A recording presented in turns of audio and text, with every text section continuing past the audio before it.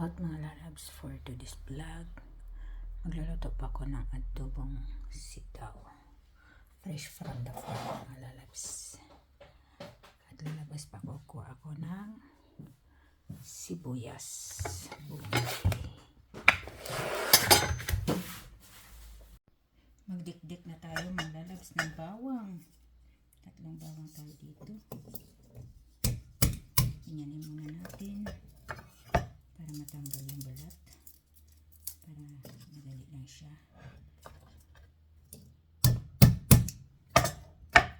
Ayan po mga lalabs.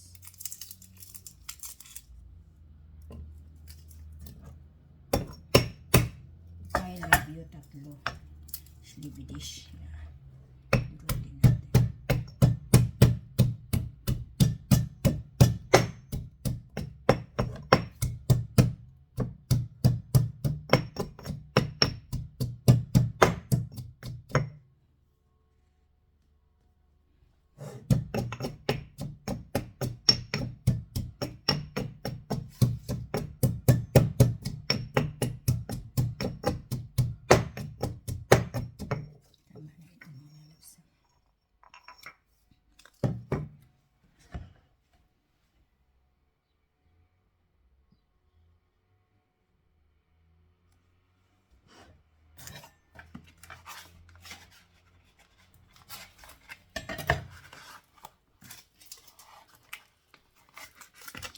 Po ito mga lalabs.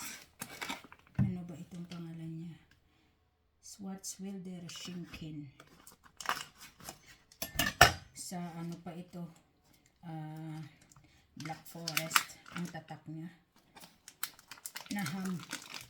Mamahalin. Ito. Hindi ito fresh pero maganda ito mga lalabs. Magandang quality ito. Schwarzwälder Black Forest. Okay. Tingnan nga natin kung paano. So, iwan ko kung naubusin ko ito.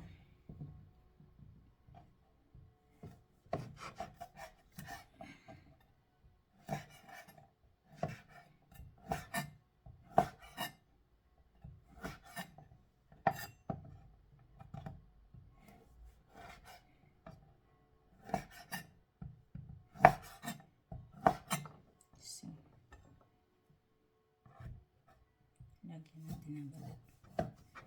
Taba para sa ano? Para sa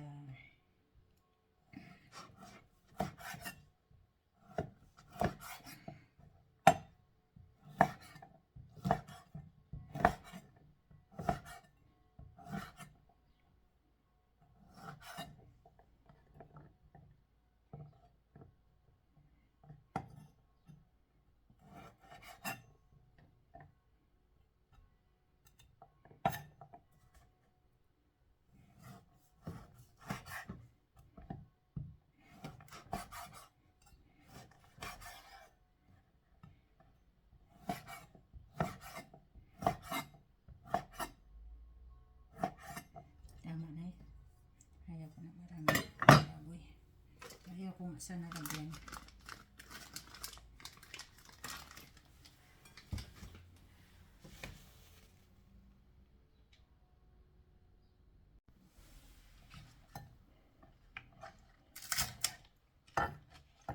Lagyan natin ng konting spring onion.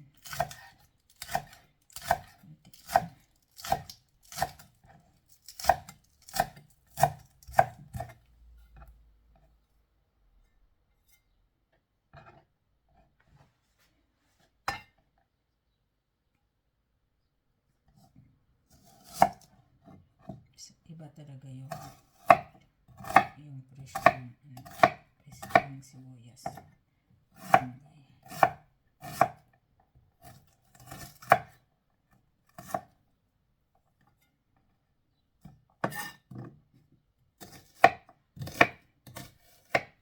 Harvestin ko mamayang gabi yun ng sibuyas bombay. Kasi ang pagkakamali ko, pinutol ko sa gitna. Diba, syempre pag pinutol sa gitna, diba parang nagkabutas yung ano niya. Tapos umulan, pumasok yung ulan doon. Kaya ano siya yung nasira. Kaya ikunin ko na mamaya yun. Sinabi ko sa asawa ko, i-abisin ko mamaya yun. Kasi yun nga ang nangyari. Pero yung iba naman, hindi naman lahat. Yung iba mayroon pa, pero kunin ko na lahat. Ipa-dry ko lang sa tabi. Ilagay ko lang sa jar o kaya sa may carton. Kung saan. Ayan. Pagsama-sama na natin dito. Para maganda. Malabas. Para isa lang. Diba mga lalabs? Ayan. Ayan. Mas maganda nga sana yung ano talaga, yung fresh na baboy. Pero masarap din ito mga lalabs.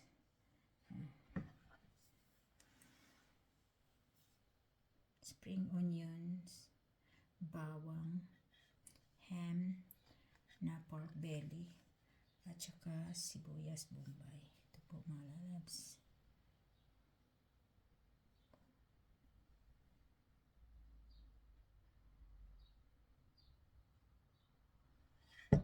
Mag-umpisa na tayo ng luto. Gigisahin na natin. Ito na mga lalabs. Onion, pork belly ham, garlic, spring onion, at yan po ang ating beans, sitaw, fresh from my garden. Kaya luto na tayo mga lalabs. So, umpisa na natin ang paggigisa mga lalabs ko. Laglag dyan.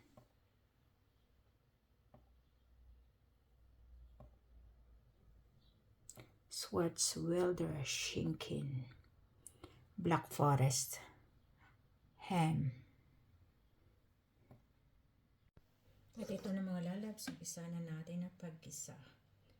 Lagyan natin ng konting mantika ang ating buhok. Tapos, lagay na natin yung bawang. Huwag natin patagalin ang bawang. Tapos, ilagay din natin yung sibuyas bombay.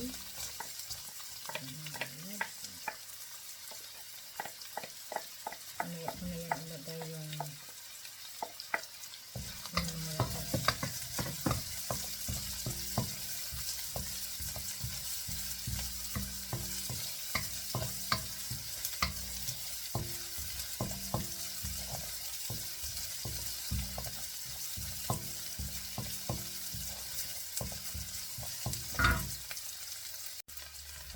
ito na mga lalabs, brown na ang ating bawang at sibuyas.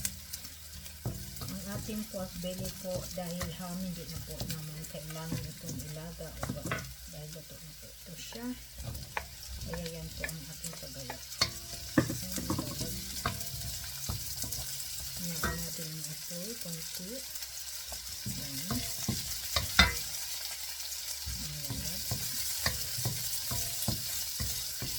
Kaya hindi na po kailangan na matagal ang pagluluto.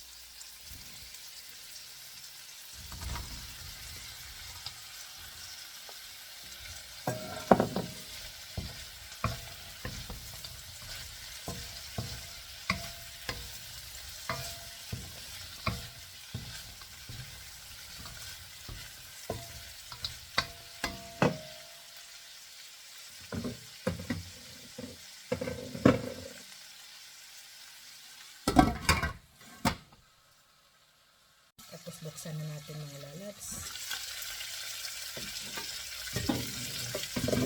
Lagyan na natin ng toyo. Toyo ko yan.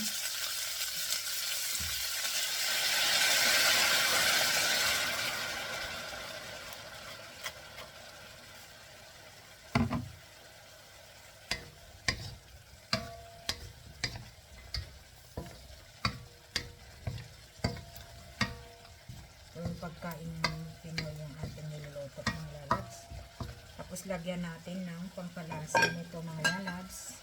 Yung magi. No? Ito lang pong pampalasa to. Hindi na po ako gumagamit ng iba yun. Kunti lang po. Mamaya na natin lagyan ng suka. Kasi pag ang beans po ay medyo luto na at saka natin ilagay yung suka. Kasi pag hilaw pa, lagyan natin ng suka. Lalong titigas po yung beans. Pero itong beans ko naman po mga lalabs ay baby pa ito. No? Kaya yun, hindi po naman yan titigas. Pero yan ang gagawin. Tapos lagyan natin ng konting tubig mga lalabs. Yan. Para sa ating sitaw ay lumambot. Mga lalabs, nagdagan pa natin siguro. Kunti lang. Bilis lang naman yan kasi beans lang naman yan. Takpan natin mga lalabs. Antayin natin na lumambot at lagyan natin ng suka.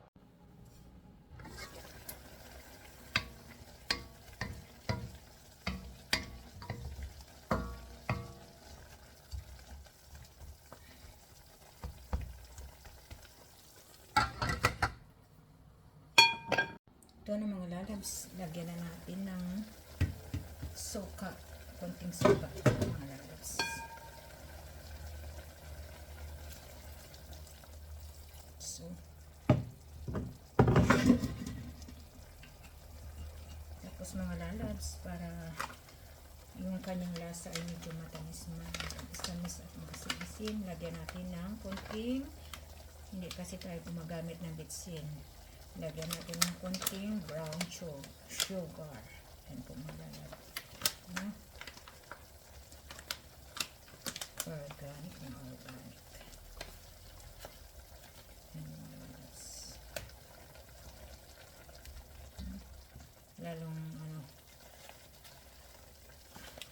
Lalong umitim mga lalabs. Diba?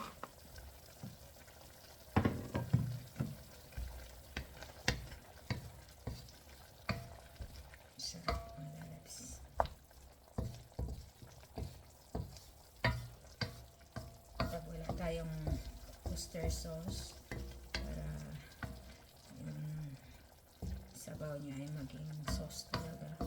Yan po, asukal na pula at kung wala tayong bitsin. Hindi naman kasi ako gumagamit ng bitsin. Matagal na. Simula nung dumating ako dito, never ako nagamit ng bitsin. Hindi naman kasi bitsin dito. Hindi sila gumagamit. Sa Asia Store, meron. Okay mga lalabs, for today's vlog, magluluto pa tayo mga lalabs ng adobong sitaw fresh from our garden mga lalabs. Meron din tayo ditong bawang. At ito po mga lalabs, ang sibuyas bombay ay fresh din po galing sa aming garden. Ay ito po ang gagamitin natin na panggisa. Muna po mga lalabs, lilinisin natin ang sitaw. Nahugasan ko na po ito. Dinagdagan ko po. Paano? Nakuha pa ko doon sa aming garden. Putulin natin kasi maganda din ganito kahaba. Pero putulin na natin mga lalabs. Mas maganda. Ako wala naman problema ng iksi o mahaba. Go tayo dyan.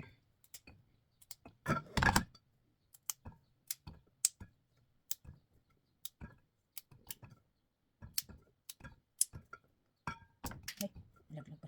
Maya ko ito niya. Hugasan ko na.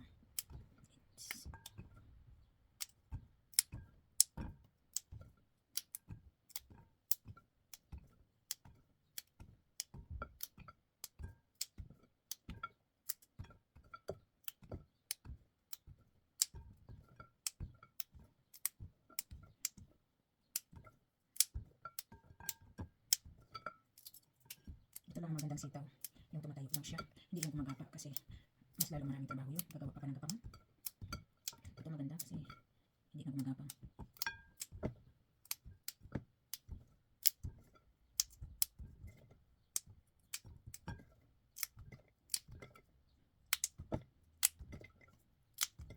Napaka-baby pa. Kasi pag matanda na ito, pag yung pong ginanyan ay may ano siya dito. May balat na sumasama. Ito wala.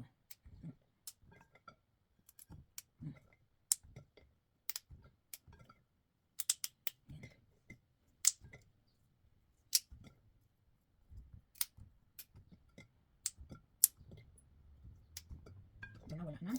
Tapos ito na po ang ating violet, lila, and grand siraw. Tapos na po ang pag ano natin, linis, no? Pinutulan natin ng isang puto lang sa gitna lang. Kaya lulutuin na natin. Kita-kits! Okay mga lalabs, ito na po ang final countdown. Yes! Sarap ng adobo. Adobong sitaw with pork. Mga lalabs. Yummy, yummy. Tama na po yan kasi yung kanyang sauce ay tamang-tama lang po mga lalabs.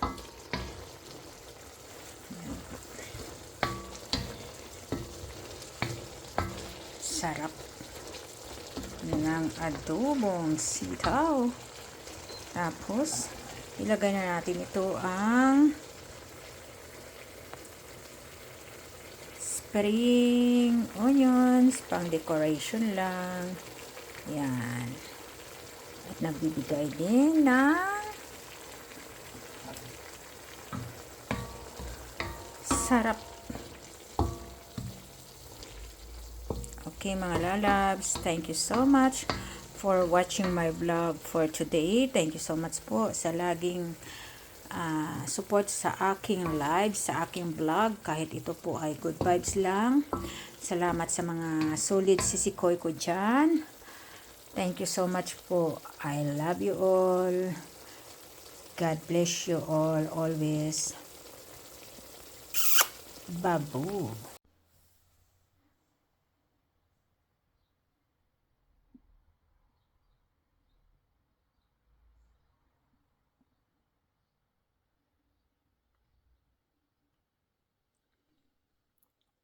Adobong sitaw with pork belly. Pork belly mga lalabs.